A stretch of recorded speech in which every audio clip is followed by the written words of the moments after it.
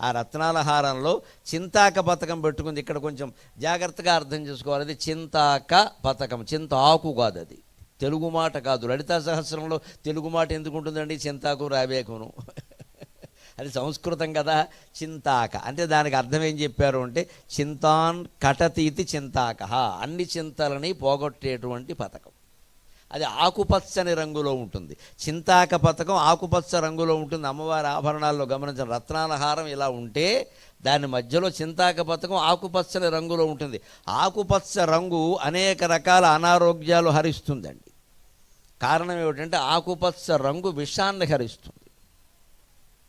గరుత్మంతునికి కాదు, ప్రతి పక్షికి కూడా మెడ దగ్గర ఆకుపచ్చని రంగు ఉంటుంది. మీరు గమనించండి, పావురాలను గమనించండి. పావురానికి మెడ దగ్గర ఆకుపచ్చని రంగు ఉంటుందండి, ముదురాకుపచ్చ రంగు ఉంటుందండి. ఆ రంగు దేనికో తెలుసా? మెడ దగ్గర ముదురాకుపచ్చ రంగులో పక్షి ఉంది అంటే అర్థం అది పావును తిన్నా దానికి ఏం కాదు.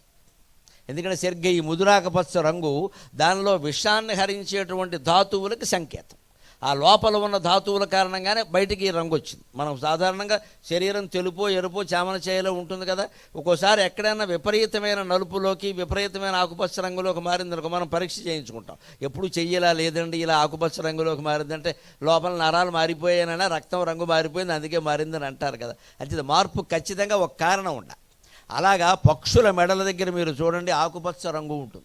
ఎందుకంటే విషాన్ని హరిస్తాయి పక్షులన్నీ కూడా.